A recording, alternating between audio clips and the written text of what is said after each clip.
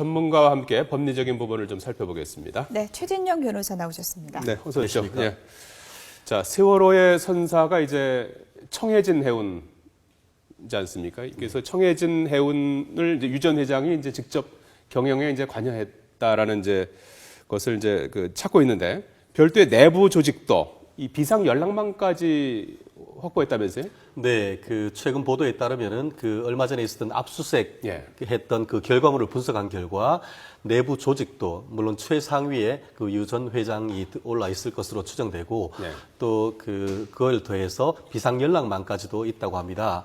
비상 연락망이 있었다는 것은 한마디로 지금 4월 16일에 있었던 세월호 사건이 발생했을 때에 세월호부터 청해진에 바로 전화를 받은 다음에 직보로 지금 이 유 전 회장까지 통보가 갔을 가능성이 상당히 높다는 것이 이걸 통해서 미루어 짐작할 수 있는데요. 예. 결국은 이것이 지금까지는 지금 회사와 유 전 회장은 아무 관계가 없다는 것을 지금까지 강조해 왔는데 예. 그러한 진술을 무너뜨릴 수 있는 기초 사실이 드러났기 때문에 네. 이것을 기초로 해서 실질적으로 유 전 회장이 어떠한 식으로 경영에 관여했는지 여부를 하나하나 밝혀갈 필요가 있어 보입니다. 예. 네, 기초 사실이라고 이제 표현을 하셨는데요. 비상 연락망이나 내부 조직도만으로 결정적인 물적 증거가 될 수 있는 겁니까? 아니면 추가적인 내용을 그렇죠. 좀 추가적인 밝혀야 것이 되는 있어야죠. 겁니까? 왜냐하면은 네. 이거는 말 그대로 있잖아요. 조직도 상의 어떤 위치에 있는 것이지 네. 조직에 그렇게 있다 하더라도 실질적으로 나는 이거에 관여하지 않았다라고 하면서 그런 식으로 이제 항변할 수 있기 때문에 결국은 앞으로 수사기관이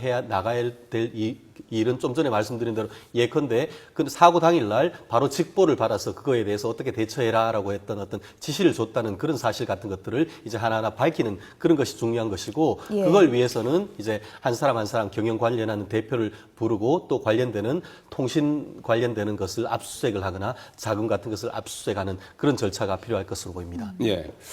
그러면 여기서 조금 우선 요걸 하나 좀 짚고 가야 될 것 같은데 유병헌 전 회장을 이 계열사들하고의 어떤 연결고리를 좀 찾는 작업을 검찰이 네, 하고 맞습니다. 있잖아요. 네. 그게 왜 이렇게 중요한 거죠? 연결고리를 찾고자 하는 그 목적이 뭐죠? 네, 그 이유는 사실 지금까지 밝혀진 바와 같이 지금 2010년 이후에 본인이 세모 그룹 관련했는 주식을 다 처분하고 지금은 단 한 주의 주식도 가지고 있지 않고 직책도 또 없고. 직책도 하나도 예. 가지고 있지 않다라고 지금 밝히고 있습니다. 그렇기 때문에 어떤 책임을 지으려고 하면은 경영상 책임을 지으려고 하면은 대표이사나 사회 이사로 있어야 되고 또 주주의 책임을 지으려고 한다고 하면은 어떤 주식을 가지고 있다는 것이 있어야 되는데 예. 어떤 그런 법적 책임을 지을 수 있는 아무런 근거가 없다 보니까 네. 결국은 실질적인 경영에 관여했다는 사실을 입증하지 않는다고 하면은 현재로서는 유 전 회장까지 형사 책임을 뚫고 올라갈 증거가 없기 때문에 그렇기 네. 때문에 계속 언론에서 나오고 하는 것은 비록 아무런 주식이 없고 명칭이 없다 하더라도 네. 이 아들 혁기 씨와 대균 씨를 앞에 내세우고 뒤에서 실질적인 경영을 관여했다. 마치 수렴청정 하듯이 했다고 한다고 하면은 그 책임이 그 두 아들을 뚫고 이 유 전 회장까지 갈 수 있기 때문에 네. 그런 실질적인 경영 관계를 계속 밝히려고 하는 것은 네. 그런 취지입니다. 겉으로는 직함이 없다고 해도 경영에 참여했다는 물적 증거들이 지금 잇따라서 나오고 네, 있습니다. 이제 그렇습니다. 그 중에 하나가 내부 조직도였고요. 네. 또 그 사진을 뒷받침할 사진도 지금 입수가 됐습니다. 네, 사진을 좀 보여주실까요? 예, 지금 네. 사진이 나오고 있는데요. 동그란 원안의 모습이 이제 유병헌 전 회장이 되겠습니다. 네. 사진 속 장소는 경기도 안성에 있는 금수원이고요.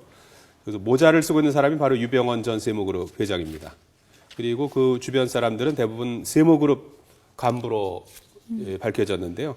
이렇게 한 자리에 모여 있는 사진도 유 전 회장이 사실상 경영에 직간접적으로 참여한 정황 증거가 될 수 있는 겁니까? 네, 그렇습니다. 근데 제가 생각하기에는 예. 저 모임의 성격이 굉장히 중요하다고 생각을 합니다. 예.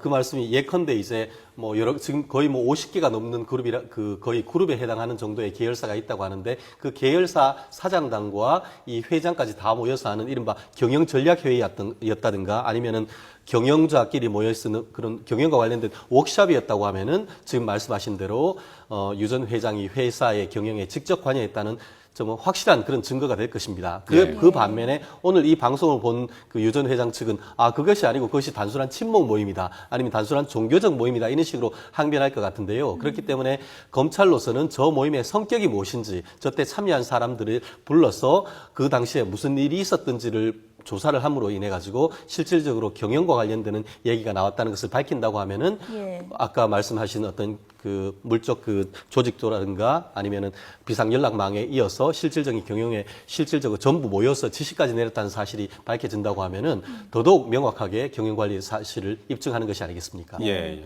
사진도 나왔고요. 증언도 나왔습니다. 핵심 계열사 관계자가 밝힌 증언인데요. 그 내용을 좀 보실까요? 예.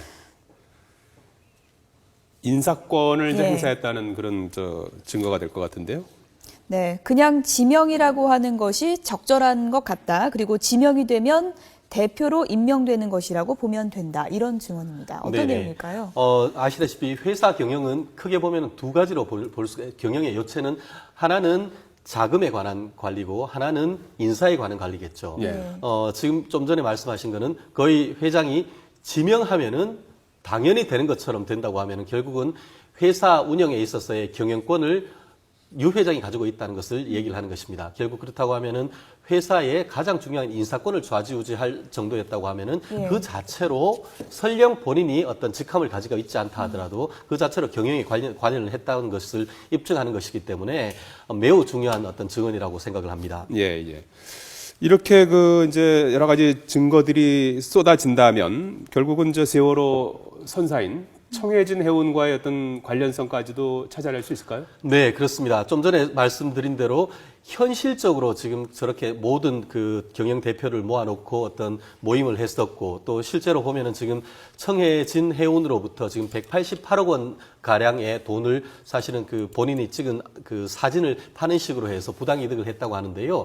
결국 그와 같은 어떤 영향력을 미칠 수 있었다는 것은 경영에 실질적인 관여했을 가능성이 매우 높다는 것이고 실제로 지금 좀 전에 그 보도를 보면은 이 그 세모 그룹에 있어서 회장이란 명칭을 지금 쓰고 있었다는 증거까지도 나오고 있었다는 거 보이는데요. 그렇다면 결국은 이 사건에서 이제 일반적인 경영 관여에 대해서는 입증이 어느 정도 됐다고 보이고 구체적으로 이 사건과의 관련성과 관련해 가지고는 중요한 앞으로 밝혀야 될 것이 세월호를 일본으로부터 구매하는 것에 대한 의사결정 그리고 구매한 이후에 증축하는 의사결정 그리고 평소 때 운영함에 있어가지고 과적 같은 부분에 대한 지시 여부 이런 부분을 밝히는 것이 그 부분에 대한 어떤 지시 감독 관계가 있었다는 것만 밝힌다고 하면은 이 사건 자체에 대한 형사 책임까지도 물을 수 있다고 봅니다. 객관적인 그런 자료도 중요하지만 지금 계열사 대표들이 그렇습니다. 잇따라 구속되고 있지 않습니까? 네네. 조금 전에 이제 김한식 맞습니다. 청해진 해운 대표도 이제 오늘 이제 체포영장이 돼가지고 지금 집이 분당인데 지금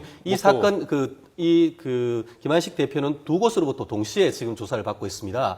하나는 이 사건 자체에 대한 책임을 관련해 가지고 지금 저쪽 그 목포에 있는 그 검경합동수사본부에서 조사를 받고 있고 또 하나는 평소 때 운영 비리와 관련해서 이 돈을 왜 횡령했다는 비자금 관련해 가지고 지금 인천 특수사본에서 조사를 받고 있는데요.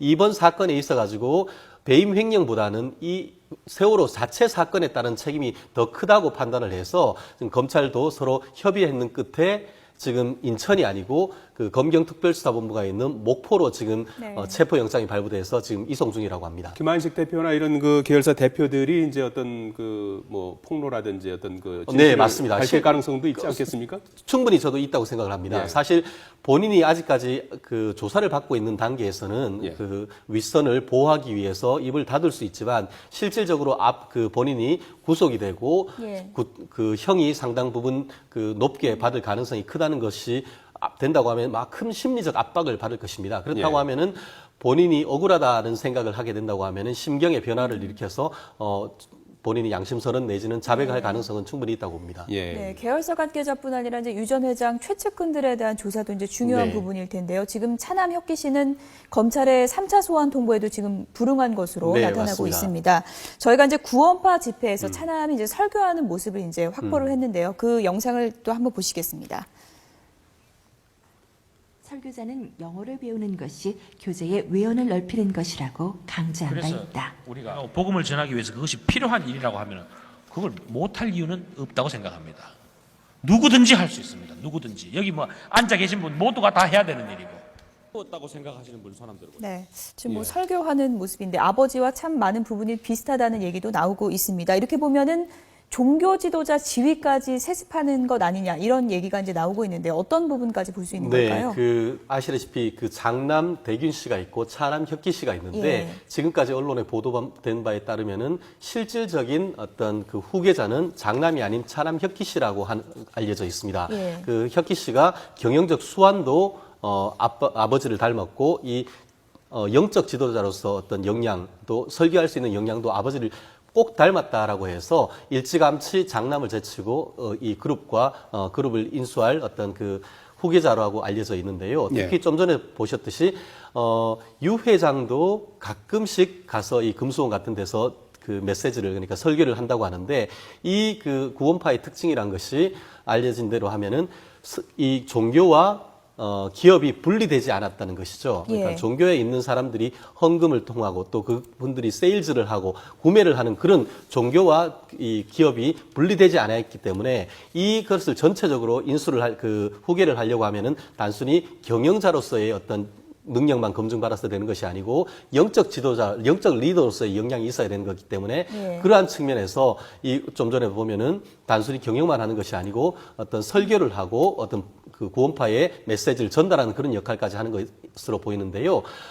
결국 지금 보면은 그 유 전 회장이 벌써 나이가 상당히 많고 하기 때문에 아마 그 차기를 지금 대를 이어가면서 이제 이 구원파 자체를 이어가려고 하는 그런 시도로 충분히 읽혀진다고 봅니다. 예. 장남 대균 씨 말이죠. 네네. 그 시계를 이제 수집하 맞습니다. 뭐 이렇게 알려져 있는데 이 장남은 저 유병원 전 회장 가지고 있던 이제 부동산을 이제 장남이 사들인 걸로 이렇게 네, 맞습니다. 알려져 있어요. 네. 특히 저 부도난 저 회사를 이제 그 다시 법원에 압류된 걸 이제 사들이고 네, 했다고 맞습니다. 하는데 이런 것들이 법적으로 가능한 겁니까? 자금 결국은 흐름을 좀 봐야 되는 거 아닙니까? 네, 자금 흐름을 봐야 되는데 참 안타깝게도 이게 벌써 그 세모 그룹 같은 경우에는 1997년도에 부도가 났었죠. 예. 2240억 정도 부도가 났는데 결국 그때의 어떤 그 채권자들이 차명으로 돼 있는 재산에 대해서 끝까지 찾아서 이것들을 채권 회수를 했었어야 되는데 제가 미루어 짐작컨대 결국 지금도 보면은 수없이 많은 어떤 50개가 넘는 재산을 그 기업이 있듯이 그 당시에도 관련되는 사람들한테 차명으로 재산을 많이 빼돌려놨고 부도가 났지만 결국 그 어떤 빼돌린 재산은 회수를 하지 못했던 것 같습니다. 결국은 한 750억 가까이 채무를 탕감받은 다음에 어떤 옆으로 빼돌려 넣었던 그 재산을 가지고 결국 탕감받은 또 기업을 다시 인수했는 그런 것이 있는데 네. 벌써 한 15년 이상 넘다 보니까 이것이 민사적으로 형사적으로 지금 그 확인한다 하더라도 다시 되돌릴 그럴 방법은 참 없다는 것이 좀 안타깝다고 그렇게 생각을 합니다. 네, 시간이 다 됐는데 끝으로 좀 앞으로 검찰 수사 방향 어떤 부분을 좀 짚고 결국 지금 말씀드렸듯이 이 유병헌 그 일가의 경영의 실질적인 관련성을 밝힘으로 인해 가지고 형사 책임뿐만 아니고 결국 민사 책임까지 형사 책임을 묻게 되면 불법행위 손해배상 청구를 해서 민사소송까지 해서 돈을 받아서 그걸 통해서 이 구조 활동에 쓰이는 기금을 전보를 한다든가 피해자들에게 손해배상을 할 수 있는 그런 자금을 마련할 수 있는 거기 때문에 그런 그 실질적인 재산 찾는 작업도 병행해야 된다고 생각을 합니다. 네. 관련성을 입증하는데 지금 한 몇 분 능선 정도까지 왔다고 보여요. 제가 생각 오늘 특히 그 수사 급물살을 타고 있는데요. 제 생각에 한 75%를 넘어가고 있는 것 같습니다. 예, 최진영 변호사였습니다. 고맙습니다. 고맙습니다. 네.